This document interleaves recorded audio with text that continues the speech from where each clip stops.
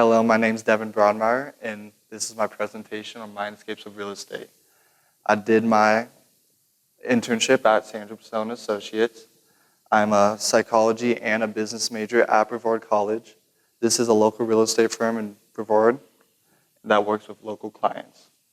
A description of what I did is I shadowed a broker in charge at a real estate firm, learning what a real estate agent does on a daily basis, learning how to become an ethical and educated real estate agent by following this broker in charge.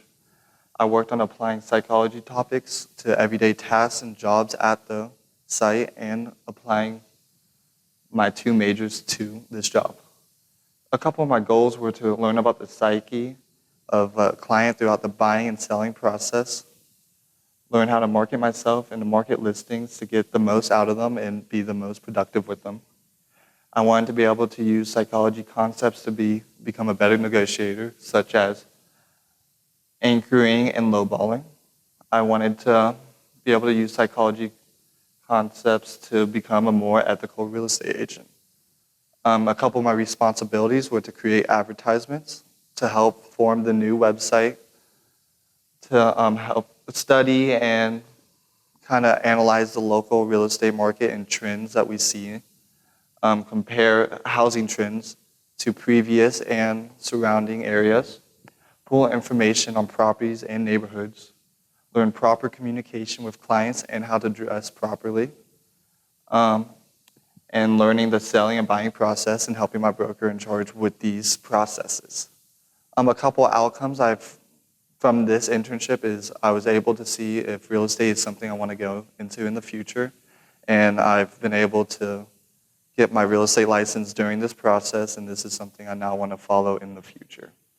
So how this internship kind of worked, I was able to have a lot of hands-on practice, but I was also given a lot of time to apply these psychology concepts to everyday tasks. So here are a couple concepts and topics I was able to connect directly. The first one was loss aversion. This is basically that people rather avoid loss rather than go for gain for the same amount. So they rather seek or avoid loss and seek gain.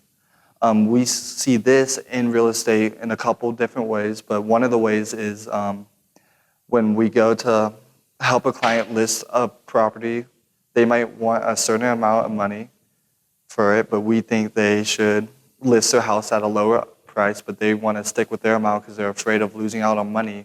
But in the long run, this can help or hurt them and maybe not even sell their property. Another concept is conformity. This is the change in actions, thoughts, or beliefs regarding to fit social norms or a group. This relates back to real estate because it can influence aspects during a transaction such as neighborhood trends, competitive biddings, listings, price, staging, and time on market. I see this in a couple ways, but I see this with MLS listings, so how agents list properties, and you can see some similarities in people following what other people do. And I can also see this with staging and how people might stage a property to be shown and stuff. And this is something to be mindful of because this can kind of lead you to become less of an ethical agent because you're not following what you should be doing and you're following what other people should be doing. The next concept is lowballing. This is a practice of making an offer significantly lower than what the other party is asking for. This can be used in real estate as a negotiating tactic, and we use this by having clients, if they like a property and they're kind of on the edge about it, we'll have them offer at least a low ball to get some dialogue going and make them feel more comfortable about the transaction and getting some names and faces with the other party. The last topic I'm going to talk about is foot in the door. This is a process of starting off with an initial favor and building up to the final objective or goal you want. So we use this by offering a free CMA, competitive market analysis, and we will offer this CMA, and then we might ask for a meeting afterwards, and then finally we might ask for a for them to list with us. So we start with a small favor and work up to the large favor we want.